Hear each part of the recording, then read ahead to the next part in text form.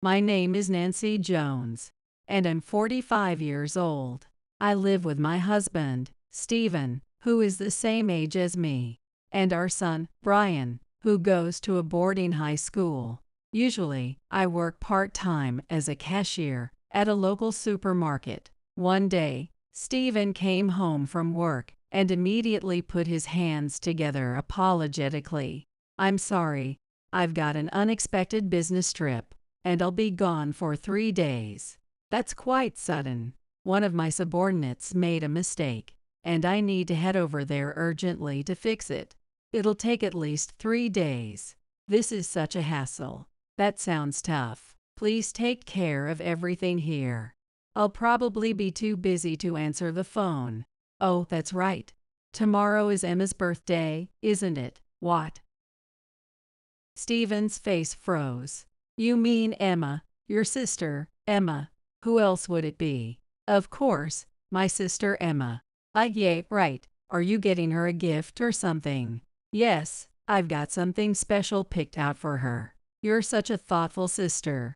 I wouldn't know, being an only child and all." "Ha ha." Stephen laughed nervously and quickly headed to the bedroom to change. I discovered Stephen and Emma's affair last Christmas. It was during a rare family gathering where everyone was in high spirits. I'd had a bit too much to drink and was feeling lightheaded. "I'll be right back. Just need to use the restroom." As I stood up and stepped into the hallway, I immediately noticed the cool air drifting through, a stark contrast to the warmth of the heated rooms inside. Feeling refreshed by the chill, I started making my way toward the restroom. On the way, I noticed a light seeping out from under Emma's door. Really? She ditched us to hide out in her room while we're all dealing with our parents. I was ready to give her a piece of my mind. But as I approached the door, I heard voices inside. "Stephen, you need to get back before Nancy starts suspecting something." "Emma, is she in there?" "With Stephen. She's drunk. She doesn't even realize I slipped away. Having an affair during a family gathering." "Stephen, you've got some nerve. Isn't it safer than sneaking around outside?" "True. Sneaking around. What does that mean?" Peeking through the slightly open door, I was met with an unbelievable sight. Stephen and Emma were embracing, kissing each other again and again. I quickly stepped away from the door. My heart was pounding in my chest, and I could barely breathe. Clutching my chest with my right hand, I tried desperately to calm myself down. The alcohol-induced haze was completely gone. How long has this been going on? Last year? The year before? Or even longer? I can't wrap my head around it. I quietly left the hallway, making sure not to alert them, and returned to the lively living room. The cheerful laughter echoed around me, but my mind was eerily silent, as if everything had been switched off. Stephen returned to the living room a little while later. "Nancy, are you okay? You don't look so good." "No, I just drank a bit too much. I'm feeling a little out of it." "Take it easy, okay? We're not as young as we used to be." Later that night, after Stephen drank more and collapsed into bed, I took the opportunity to check his phone. I read through every single message exchange between him and Emma. 5 years. This has been going on for 5 years. I had been fooled by both of them for so long. Although I wanted to confront them right then and there, I didn't have enough evidence yet. I decided to keep an eye on them. That's when I discovered that Stephen had planned a 4-day trip to Florida for Emma's birthday this year. "Hope it's a wonderful trip," I said to myself with a smile. I began preparing to give Emma the grandest birthday celebration she would never forget. This was going to be my revenge on them. I couldn't wait to see the look on their faces when it was all over. The next day, I pulled my suitcase out the door. I headed to the airport, where I had arranged to meet some very special people. Dad, Mom. Spotting my parents from afar, I waved enthusiastically and ran toward them. Sorry to keep you waiting. You're early. We were so surprised when you suddenly invited us on a trip to Florida. Don't pretend, Robert, you were so excited when you were packing. Both of them looked delighted, thrilled by the idea of a trip gifted by their daughter. Dad, Mom, I'm so sorry for deceiving you. I promise I'll make this up to you someday. I apologized to them silently in my heart. Too bad Emma couldn't join us. I did ask, but she said she had other plans. It's a shame, especially since it's her birthday. It would have been nice to celebrate together. Yay, you're right. I bit my lip, struggling to contain my laughter. After a 3-hour journey by plane and taxi, we arrived at the hotel. What a gorgeous room. Look at this. You're way too excited. The hotel I had booked was one of the most luxurious in Florida. When I realized Stephen had chosen this place for Emma, rage boiled inside me. Mom, Dad, it's about time for dinner. Let's head to the restaurant. I led my parents to the hotel's restaurant. I already knew the reservation time for those two. The timing would be just right for the surprise I had planned. We were seated, and luckily, our table was right behind Stephen and Emma's. I had my parents sit with their backs to them, while I positioned myself to keep an eye on their table. We were close enough that I could hear their conversation if I listened carefully. Oh, this is delicious. Thank you for booking such a lovely place. It's your birthday, Emma. This is the least I could do. Nancy's lucky. I bet she gets to come to places like this all the time. No way. This kind of high-end place would be wasted on her. Really, that makes me feel a bit guilty. They seem to be having such a good time, don't they? I grabbed my glass of water and drank it all in one go. Then I set it down with a deliberate clink, loud enough to get Stephen's attention. He looked up briefly, and our eyes met. Nancy. Stephen, what's going on? Stephen blurted out my name before realizing that causing a scene would only make things worse. He lowered his voice and started to act as inconspicuous as possible. Emma, let's go back to the room. What? I haven't even had dessert yet. I actually had it prepared in the room. We can enjoy it on the balcony while looking at the ocean. What's gotten into you? Just hurry up. Oh my, Stephen, what a coincidence. Nancy. Emma's here too. Nancy. This isn't what it looks like. Nancy, do you know them? Emma. And Stephen. Why are the two of you together? Moria. It's been a while. There's an explanation for this. Oh, is this a business you had to attend to? Emma. Dad. Robert's here too. Stephen and Emma looked panicked, glancing back and forth between me and my parents. Why are Robert and Maria here? Well, since you said you'd be gone on a business trip, I thought I'd invite Dad and Mom to go on a little trip myself. I stared Stephen down without hesitation. If you're on a business trip, why are you here in Florida with Emma? I swear, the trip is real. Stephen forced a smile and scrambled to explain himself. My company booked this hotel. They're generous like that. Florida's really busy this time of year, so this was the only place I could get. And then I just happened to run into Emma while I was here. That's right. I was so surprised to see him too. I didn't have a reservation, and they told me the restaurant was fully booked. Emma invited me to join her at her table. Yay, I was traveling alone, so I had an extra seat. I see. Emma, what brings you to Florida all by yourself? My boyfriend dumped me, so I decided to take a solo trip to heal. The lies kept flowing effortlessly from their mouths. I've heard both of your stories, but they're hard to believe. What do you mean? Well, who wears resort attire on a business trip? I pointed at Stephen's clothes. He looked like someone fully embracing the Florida vacation vibe. This is just how people dress in Florida, Stephen retorted, his eyes darting nervously. My parents frowned at him. Stephen, Is this really a business trip? You're not having an affair with Emma, are you? I swear I'm not. Please, believe me. Nancy's husband and me. No way.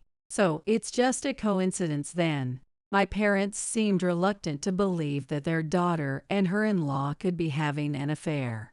A tense silence fell over the table. At that moment, a cheerful chorus broke out. Happy birthday to you. Happy birthday to you. Is someone celebrating a birthday? The restaurant staff approached with a large birthday cake. Happy birthday, dear Emma. Happy birthday to you. Congratulations. As the song ended, the entire staff in the hall broke into cheerful applause. Completely unaware of the situation, the staff joyfully placed the cake on the table. On the cake's plaque, the words Happy Birthday, Emma were written in elegant lettering. Stephen, did you order this for Emma?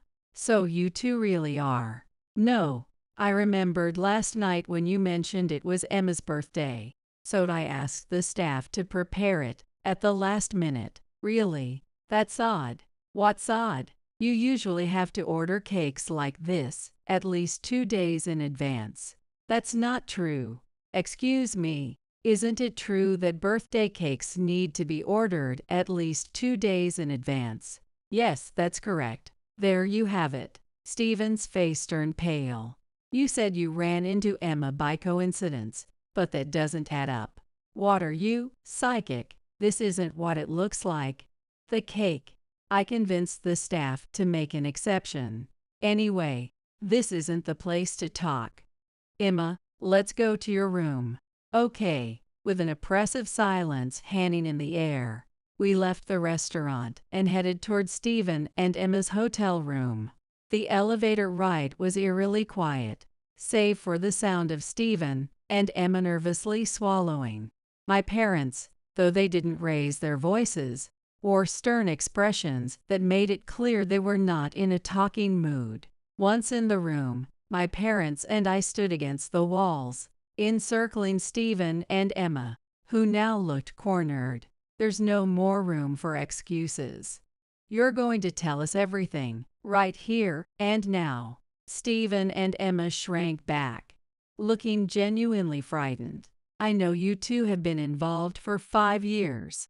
Who initiated it? 5 years. For the first time, my father's voice rose in anger, while my mother sat down on the bed, visibly shaken. It wasn't me. Stephen came on to me first. I told him no, but he forced me into it. Hey, don't you dare lie. I'm not lying. I would never betray Nancy like that. Emma, seemingly giving up on denying the affair, pivoted to blaming Stephen entirely.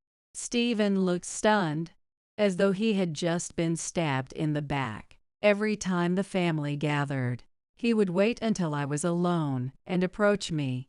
I'm the victim here. Oh, so you're the victim now, Emma? Yes, I am. So stop blaming me. If you really were the victim. But I pulled my phone from my pocket and displayed an image. This is your WhatsApp chat with Stephen. Victim, you say. Looks to me like you were the one making advances. The messages, dated 5 years ago, showed Emma inviting Stephen to see a movie. Emma, how could you? Realizing she couldn't talk her way out of it, Emma broke down into tears. Crying isn't going to get you out of this. Stephen, meanwhile, looked away from Emma as though he wanted nothing to do with her. Stephen, yes, thanks to you, I found out about the affair. I guess I owe you a thank you. Thanks to me. Last Christmas, when the family was drunk, you quietly slipped away, didn't you? I happened to leave the living room to use the restroom and saw you in Emma's room. I thought you were drunk, only a little, but seeing you two together sobered me up immediately. I retrieved another piece of evidence from Emma's phone, a video. And to think you did this in my parents' home. The video showed Stephen and Emma embracing and kissing. My goodness, my mother covered her mouth with her hand. recoiling as though she had seen something vile. You too. My father slammed his fist on the desk. How dare you disgrace this family in our home? Disgusting. I'm so sorry. Stephen immediately dropped to his knees in apology. I truly apologize. Emma, sobbing, followed suit and knelt beside him.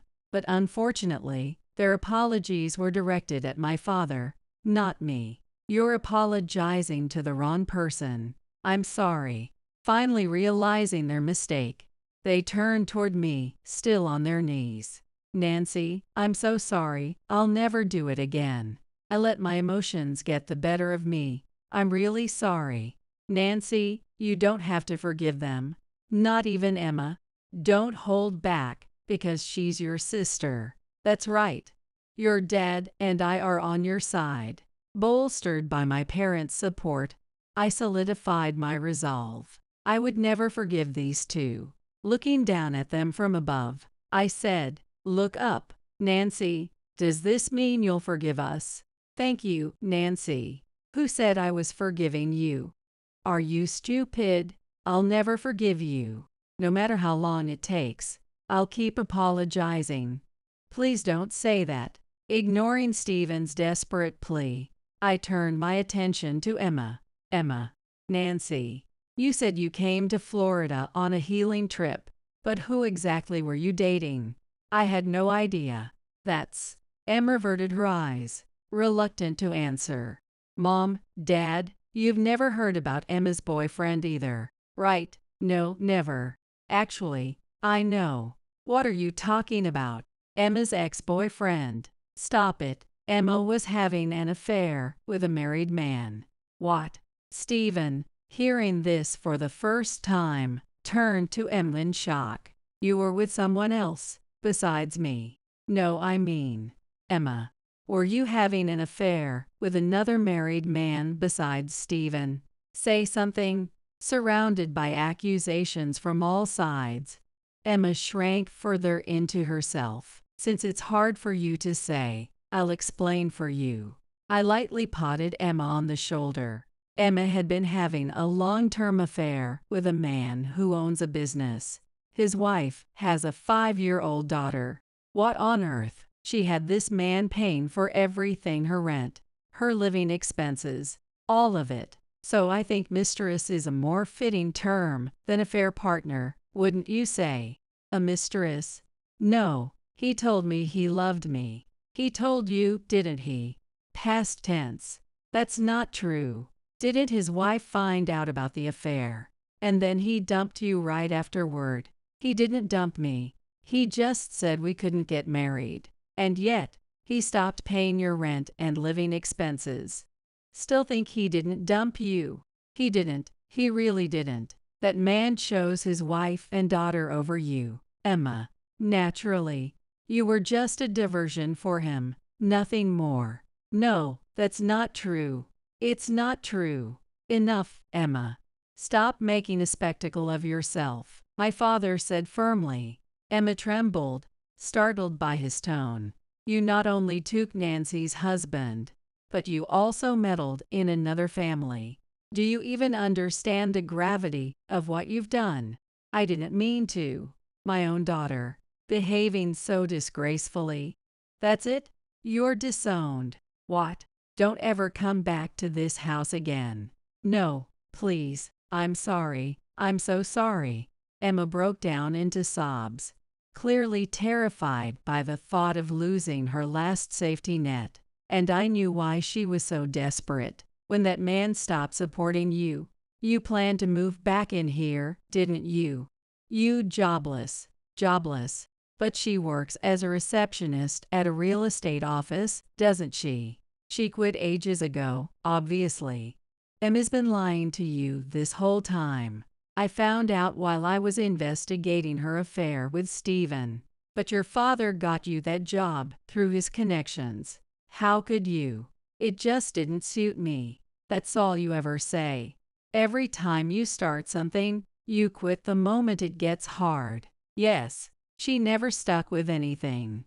She was the type of person who gave up At the first sign of difficulty, a textbook failure to launch. You managed to get by because that man supported you, but now you're on your own.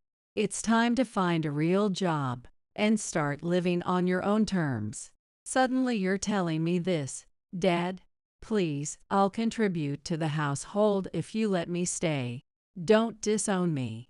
Once I make a decision, I don't change it, my father replied coldly. Mom, I'm sorry, Emma, but you've left us no choice. Don't expect any help from us anymore. You brought this on yourself. Emma continued sobbing, making no effort to hide her tear-streaked face. We'll pack up your belongings and store them in the garage. You have 1 week to come and collect them. 1 week? That's not enough time.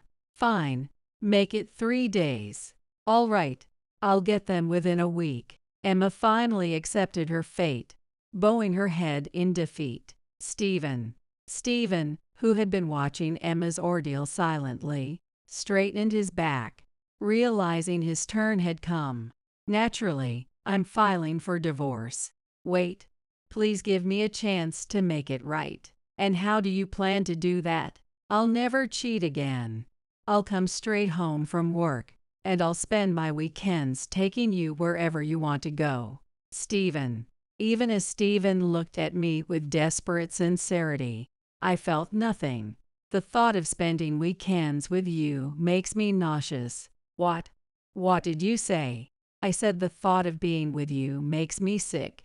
Honestly, it'd be better if you just stayed at work forever. That's not fair. It's not an exaggeration. I can't stand being in the same space as you right now. Stephen must have assumed I'd eventually forgive him. After all, I was just a part-time cashier, a housewife with a son heading to college. Surely I couldn't survive on my own. And predictably, Stephen used that as his leverage. Brian will be heartbroken if I'm gone. He's always wanted to go to college. You can't do it alone.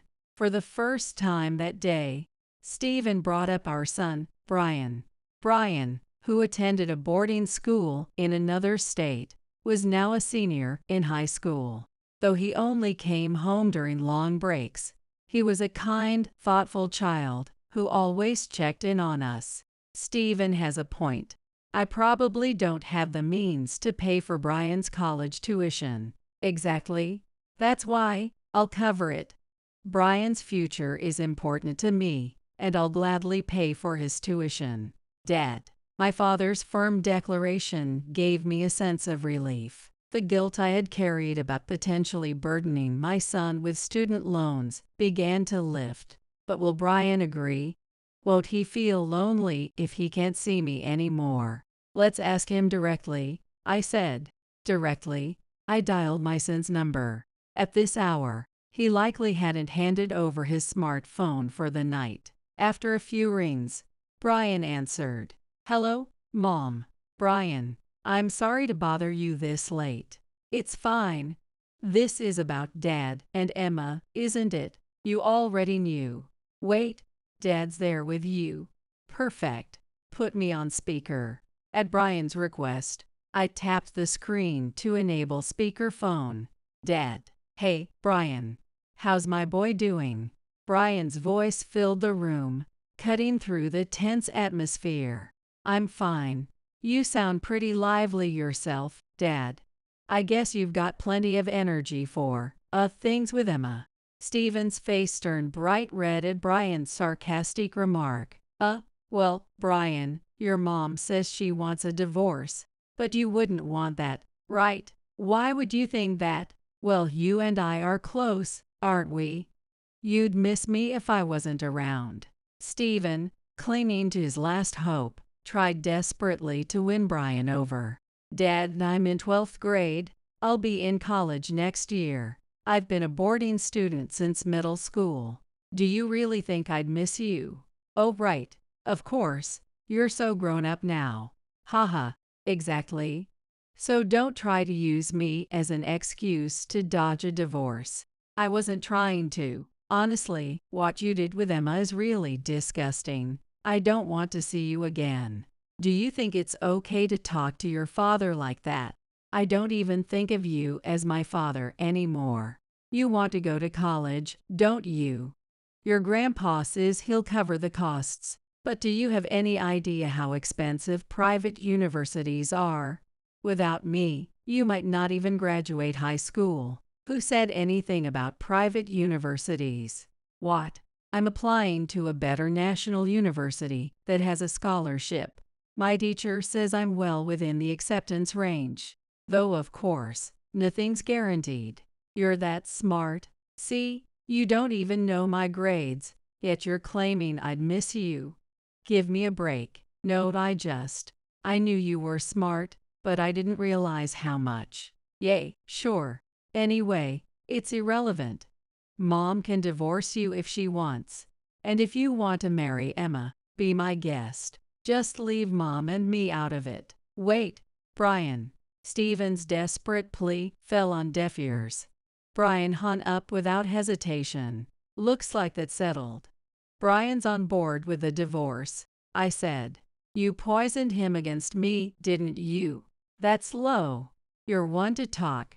Don't forget, Stephen, you're in no position to make demands. Damn it. Here's how it's going to go. We're getting a divorce, and I'll be filing for alimony. Alimony? How much? Let's say, around $30,000. You've got to be kidding me. Oh, and Emma will be contributing as well. What? I don't have that kind of money. You've got plenty left from your sugar daddy days, don't you? Use that. I don't have anything left. Then take out a loan. Nancy, let's just leave. There's no point staying here any longer, my dad interjected. Agreed.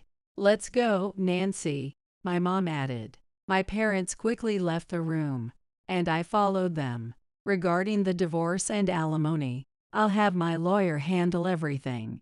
If you have any questions, contact them, not me. Just before stepping out, I turned back to Stephen. Enjoy the rest of your 3 days here. Make the most of it. Stephen said nothing, slumping onto the floor. When I rejoined my parents in their room, I apologized. I'm sorry for deceiving you and dragging you into this. After a few seconds of silence, I felt warmth envelop me. Nancy, there's no need for you to apologize. None of this is your fault. That's right. If anything, I'm glad I could see it with my own eyes. Now they can't talk their way out of this. Yeah, I'm really sorry. Let's change our plans and go home right away. Nancy, pack up Brian's things and move back into the house. All right. Wiping away the tears that had fallen without me noticing, I headed to the lobby to check out. Once we were back home, I wasted no time packing my belongings. For one final act of petty revenge, I called a locksmith to change the house keys. Here are your new keys. Thanks for using our service. The work was done in under an hour, and I left with the new keys to head to my parents' home. 3 days later, I got a call from Stephen. I thought I told you not to contact me directly. The house key isn't working. I think it's broken. Can you unlock it from the inside? Well, that's impossible. Why? Because I'm at my parents' house now. Then come back and open it with your key. Too much trouble. Figure it out yourself. I can't. Which is why I called you. So calling now means you made the most of your trip and stayed until the end, didn't you? Well, cancellation fees are a waste, right? The fact you could still enjoy yourself after everything. Impressive. That's not the point. Just come here already. It'd ruined a point of locking you out if I did that, wouldn't it? You changed the locks. How could you do that without telling me? I think a little prank like this is fair, considering you cheated on me. Then where are we supposed to go? Try a budget hotel. We can't stay in a place like that forever. Then go to your parents' house. Emma's disowned, so that's probably your only option now. If we do that, you're worried they'll find out. They already know. Go ahead, and knock on their door. You told them, "Don't be dramatic." I visited them to let them know I'd be filing for divorce and to thank them for everything. You always think ahead, don't you? You scheming woman. If you're going to cheat, you should at least be thorough. Your execution was sloppy. I'm terrified of going back home now. You've got the guts to cheat, but not the courage to face the fallout. How ironic. You're enjoying this, aren't you? Didn't you enjoy sneaking around with Emma? So what's the problem? I'm an only child. At least my parents won't disown me. Let's hope so. Mark my words, Nancy. Stephen hung up with a cliched villain's parting line. Sorry, but things won't go your way anymore, I muttered, placing my phone on the table with a satisfied smile. Eventually, my divorce from Stephen was finalized. Both Stephen and Emma paid alimony in a lump sum, as I had demanded. It seemed they had taken out loans to cover it. When Emma came to pick up her belongings, she tried to enter the house as if nothing had happened, only to be firmly denied by my father. "Dad, I've learned my lesson. Please let me in. You're no longer my daughter. You disgrace." My father had also changed the locks on their house, ensuring she could never return. She spent an hour crying at the doorstep, but when it became clear no one would let her in, she eventually left. Rejected by my parents, Emma went to Stephen's parents' home, but Stephen faced disownment as well. "Please, Nancy, could you talk to my parents? Ask them to reconsider? Being disowned is too harsh." "Why should I do that? They'd listen to you if you asked. I'm sure of it." According to Stephen, Emma had also been hit with a claim for damages from the wife of her former affair partner. Emma's struggling financially. I'm locked out of the house, and I don't know what to do. How unfortunate. Goodbye. Without waiting for his response, I ended the call abruptly. As for me, Brian successfully passed the entrance exam for a national university. Now he, my parents, and I are enjoying an overseas vacation together. Finally, I've made up for everything from before. Seeing my parents happily spending time with their grandson was a precious sight. That alone was enough to bring me peace and heal my heart. Elderly folks like you, being of a different class, shouldn't come to the housewarming party. Henrietta, the DIL, loudly declared with a condescending look. We were so astounded by her audacity that we were at a loss for words. I finally reached my limit with Henrietta, who dared to say such things in the absence of our eldest son, Warren. I had kept silent for Warren's sake until now, but I could no longer overlook such behavior. My husband, Reagan, seemed to share my sentiment at her utterly disrespectful attitude. We exchanged glances, nodded in agreement, and said to Henrietta, "Understood." Satisfied, she smiled and went back to Warren. I am Bridget, 73 years old. Warren is our son with Reagan. Warren was always quiet and not one to assert himself, but he began to come into his own in college after graduating high school. He graduated, got a job. And then one day, he returned home after a long time to introduce someone he was seriously dating. The woman he brought was quiet. She didn't talk much, possibly due to nerves, but her sincerity when it came to marrying Warren won us over, and we happily consented to their marriage. I was so happy at their wedding that I cried. Around 3 years into their marriage, during Christmas, Warren and his wife were coming home for the first time, and I was quite excited. We had let them spend their first married Christmas alone, so this return was particularly anticipated. I was looking forward to spending time with Henrietta. When Warren and his wife arrived, I greeted them warmly. Henrietta, initially shy, gradually relaxed, lounging in the recliner by the fireplace in the living room. She seemed to get along well with Reagan, and I was secretly relieved. As it got dark, I stood up to prepare dinner, and Henrietta offered to help in the kitchen. As I was thinking of what she could help with, an unfamiliar voice said, "It's cold. This house is too cold." I was the only one in the kitchen with Henrietta, but the voice, while similar to one I knew, was lower and harsher than usual, and I couldn't understand it. Turning towards Henrietta in disbelief, I saw her rubbing her hands together with a look of discontent I had never seen before. When our eyes met, she didn't even try to hide her displeasure and said in that same unhappy tone, "I hate old houses like this. I really didn't want to come, but Warren insisted. It's just too cold to bear." I was stunned and speechless at her words, so different from the cheerful chatting just moments ago. She was now venting her bad mood at me without any restraint. As I stood there bewildered, Henrietta snorted and looked down on me, saying, "You look like you've seen a ghost, but it was all just an act to get married, you know? Now that we're married, I'm tired of it. Anyway, hurry up and get ready. I'm hungry." Henrietta, seemingly annoyed by my stunned silence, gestured towards the stove and spoke dismissively.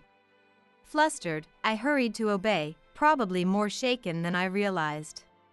Once I started moving, Henrietta did nothing but dictate, not lifting a finger to help. She kept complaining about everything, criticizing my methods, yet she did nothing herself. By the time the preparations were done and it was just a matter of serving the food, Henrietta suddenly became active, charming Reagan and Warren, and blushing at their praise. It was then I finally understood, this was Henrietta's true nature. 10 years later, Warren and his wife were returning for a visit. Henrietta had shown her true colors many times since, but only in my presence.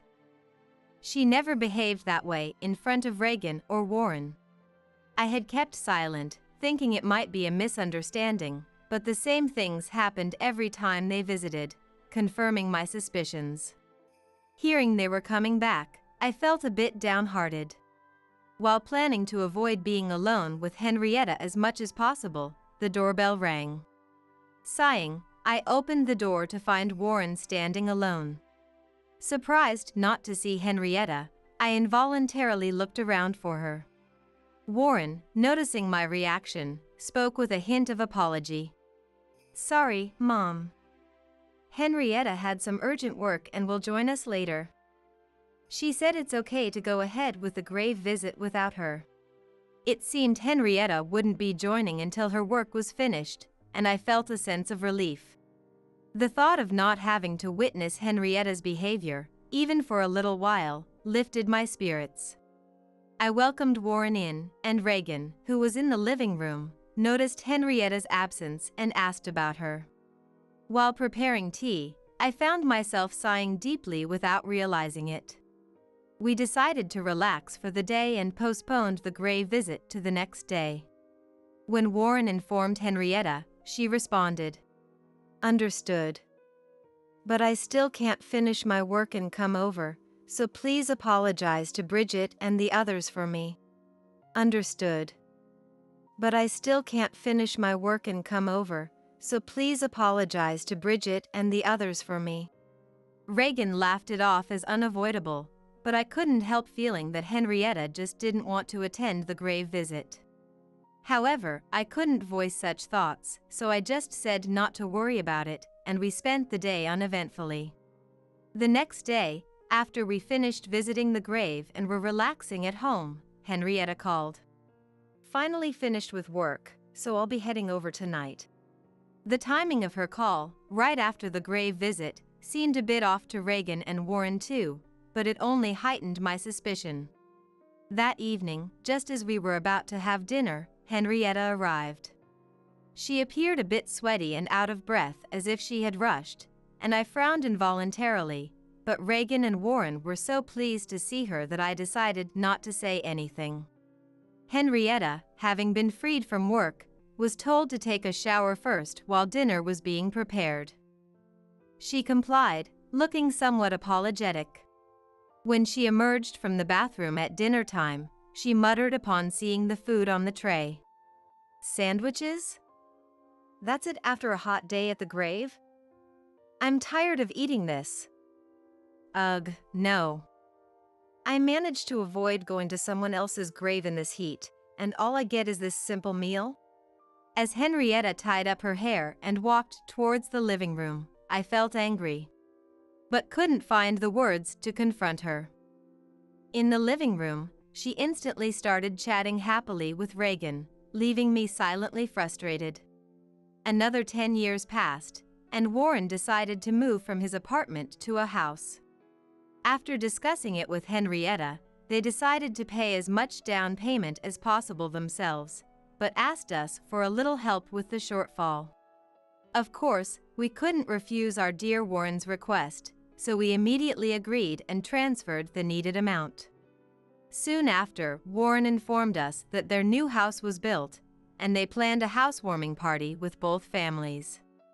I hadn't seen Henrietta's parents since the wedding, so I wanted to meet them again, considering everything that had happened. I eagerly agreed to attend. Warren was delighted with my response and immediately shared the news with Henrietta, who I imagined was on the other end of the phone. Thus, we were set to attend the housewarming party next month. A few days after this was decided, Henrietta unexpectedly visited alone. I was surprised by her unannounced visit and opened the door without realizing it was her. "Yes, who is it?" Looking up, I saw Henrietta with an unhappy expression, and I was taken aback. "I'll come in." Henrietta quickly checked for keys in the entrance and pushed past me to enter the house. Her arrogant behavior continued as she walked into the living room, probably because she noticed that Reagan's keys weren't in the entrance. Indeed, Reagan was out for his daily walk and wouldn't be back for a while. Taking advantage of this, Henrietta had barged into our home. Feeling trapped, I followed her into the living room, where she waited for me without sitting down. As I entered, before I could even close the door, Henrietta glared at me and said, "Bridget, you're planning to come to the housewarming party? It's a nuisance, so can you please not come? What are you suddenly talking about?" I responded, taken aback. Reagan wasn't there, so Henrietta, crossing her arms, started speaking in a high-handed manner. "You're planning to tattle to my parents about me, aren't you?" Henrietta glared at me with evident disgust, clearly not wanting her parents to know about her behavior. She must have specifically chosen a time when Warren was working and she had a day off. No doubt, she knew about Reagan's routine walk and had timed her visit accordingly. Henrietta was cunning indeed. "I had no such intention, but now that you mention it, it might not be a bad idea," I said calmly, to which Henrietta frowned in annoyance. "It's no joke. I married Warren because he's good-looking and earns decently. I don't want to deal with annoying relatives." Revealing the true reason for marrying Warren, Henrietta's expression froze when she saw my astonished face. As I was wondering about Henrietta's strange behavior, the living room door opened behind me. Turning around, I saw Reagan, who looked surprised as he gazed at Henrietta. Realizing that her conversation with me had been overheard, Henrietta clicked her tongue but seemed to decide to brazen it out, telling us, "Anyway, elderly folks like you, being of a different class, shouldn't come to the housewarming party." We were so astounded by her audacity that we were at a loss for words. I finally reached my limit with Henrietta, who dared to say such things even in Warren's absence. I had kept silent for Warren's sake until now, but I could no longer overlook such behavior. My husband, Reagan, seemed to share my sentiment at her utterly disrespectful attitude. We exchanged glances, nodded in agreement, and said to Henrietta, "Understood." Satisfied, she smiled and went back to Warren. Left behind, we felt suddenly very tired and sat down on the sofa. On the day of the housewarming party, we didn't go to Warren and his wife's home. We hadn't told Warren anything about the incident with Henrietta. Naturally, he must have thought we were coming. By now, Warren and his wife might be panicking. Sipping coffee with Reagan at a cafe, I pondered this. Then, Reagan's mobile phone rang. He got up, answered the call, and stepped out of the cafe. I quickly paid the bill and followed him out. Getting into the car, Reagan switched the phone to speaker mode so I could hear Warren's voice too. Dad, something strange is happening. All my relatives have suddenly got other plans, and you and Mom haven't arrived yet. Even Henrietta's relatives are canceling one after another. What's going on? Feeling guilty about Warren's anxious tone but deciding to play dumb, we exchanged glances. Who knows? What's Henrietta saying? Reagan asked, sounding casual. His acting was so natural that it surprised me. Noticing my reaction, Reagan winked and gestured to keep it a secret. I had to stifle a laugh, covering my mouth. Henrietta is also confused. Oh, another call's coming in. I'll call back later. Be safe coming over. Warren still seemed to expect our visit, making me feel remorseful, but I convinced myself it was necessary to get back at Henrietta. Then my mobile phone rang.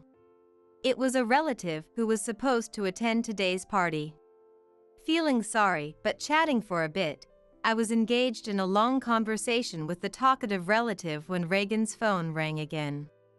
It was Warren. Reagan switched to speaker mode and answered.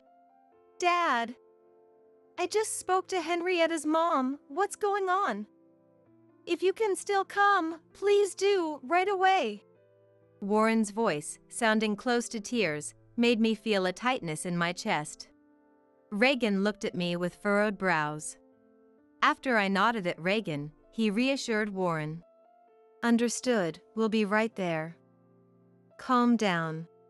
With that, Warren, sounding relieved, hung up. Then, we, who were at a cafe near Warren's new home, drove towards his place. Upon arriving and ringing the doorbell, Warren came rushing out to greet us. Behind him was Henrietta, glaring at us with furious eyes. Once inside, Warren ushered us to the living room sofa. Waiting for us to sit on the sofa, Warren eagerly asked, I didn't expect you to arrive so soon. Where were you? What's going on? All our relatives are angry, Henrietta's relatives are apologizing, and I have no idea what's happening. Calm down, Warren. First of all, congratulations on your new home. I'll explain everything now. Saying that to calm Warren down, I turned to Henrietta, who was silently sitting. You know why we're the only ones here, don't you, Henrietta? What do you mean? Henrietta feigned ignorance, prompting me to sigh lightly before starting. It seems you didn't want us here, but given the current situation, your worries are gone, aren't they? You didn't want us here? What does that mean? Warren sounded confused. I smiled slightly and continued. Both your relatives and ours know everything now. Unfortunately, your plans have failed. You've already been reprimanded by your relatives, haven't you? You shouldn't have. A low growl, unmistakably from Henrietta, was heard. Reagan and Warren, hearing this for the first time, were astonished. Ignoring this, I continued, looking straight at Henrietta. Given Warren's reaction, you've been pretending to be good ever since you were dating him. Now that your true nature is exposed, why don't you just accept it? I didn't invite you. What? Her voice, now much quieter than before, made Warren lean in closer to hear her repeat. Henrietta suddenly raised her head and stood up, starting to yell. I didn't invite you. I told you not to come. Why did you come anyway? And spreading lies among the relatives, framing me, is that fun for you? Taken aback by her intensity, Warren recoiled. I sighed at Henrietta, still insisting she was the victim. Mobile phones are so handy, aren't they, Henrietta? I nodded at Reagan. He took out his phone, operated it, and then looked at Warren. I just wanted to marry Warren because he's good-looking and earns decently. I don't want to deal with troublesome relatives. Anyway, elderly folks like you, being of a different class, shouldn't come to the housewarming party. Henrietta's words from that day played from Reagan's mobile phone. Henrietta turned pale and looked at Warren. After the playback, Warren turned slowly to Henrietta, his mouth agape. Henrietta tried to deny it, but what excuse could she give after that recording? The weather turned bad, so I cut my walk short and came back, only to hear this incredible conversation. I couldn't help but record it. Glad it was useful. Hearing Reagan's regretful words, Warren looked at me for confirmation. I nodded firmly. I couldn't believe it at first either, Warren. But the truth is there in the recording. Henrietta's true feelings, and her last words were said despite my presence. It's hard to escape now, Reagan said, fixing his gaze on Henrietta. Could anyone stay calm knowing she had been deceiving everyone since her dating days with Warren, let alone after their marriage? Seeing his look, Henrietta dropped her shoulders and ceased her struggle. This seemed like an affirmation to Warren, who abruptly stood up and left the house. It happened so suddenly that we couldn't stop him, and although Reagan hurried after him, he soon returned. Apparently, Warren had driven off somewhere, leaving his mobile phone behind, making it impossible for us to call him. Henrietta, left behind and surrounded by us, sat trembling and pale, huddled up. As time passed helplessly, Warren eventually returned, holding something in his hand, which he slammed in front of Henrietta, saying quietly, "Sign the divorce papers and leave." "What?"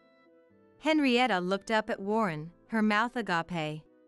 But Warren repeated himself, took a pen from the holder on the table, and began to fill in his part. After finishing, he forced the pen into Henrietta's hand and tapped on the divorce papers. "Come on, write and leave." Overwhelmed, Henrietta, though frightened, filled in her part. She looked at Warren when finished, but he, without making eye contact, was checking for any missing details. Finding no errors, he forcefully made Henrietta stand up and dragged her to the front door. He then pushed Henrietta out of the house, ignoring her attempts to cling to him and throwing her bag outside. "It's late, so I'll submit this tomorrow. Don't ever come back to this property," he said, slamming the door shut and locking it. Henrietta's pleading voice could be heard from outside. But Warren ignored it and turned to apologize to us. "I'm sorry for the trouble. I had no idea she was like that." We could say nothing to his deep apology, just embracing him. Before long, Henrietta's voice faded away. We decided to stay at Warren's new home that night. The next morning, Warren submitted the divorce papers first thing and his divorce from Henrietta was finalized. Concerned about his heartache, we chose to stay another night, and that evening, with a somewhat calmer Warren, we discussed everything that had happened. As we recounted the past events, Warren listened with clenched fists. Reagan, who was also unaware of these details, placed his hand on my shoulder as I spoke. Then, we revealed the truth about the current situation. After Henrietta had left telling us not to come, I learned that Reagan had spontaneously recorded the conversation. We decided together to inform Henrietta's parents. When we called and explained the situation, Henrietta's parents, initially in disbelief, changed their attitude and kept apologizing after hearing the recorded audio. Angry about their daughter's misdeeds, they intended to tell the relatives who had planned to attend the housewarming party not to go. After hanging up, we discussed and decided to do the same with our relatives. They too were furious and said they wouldn't attend. This is how the current situation unfolded. Hearing all this, Warren's shoulders drooped again. Worried, but unable to do anything, we decided to spend another night.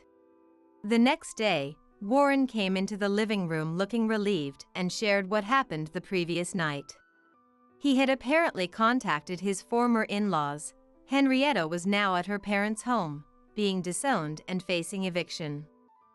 They also planned to bring alimony, which would be imposed on Henrietta as her debt.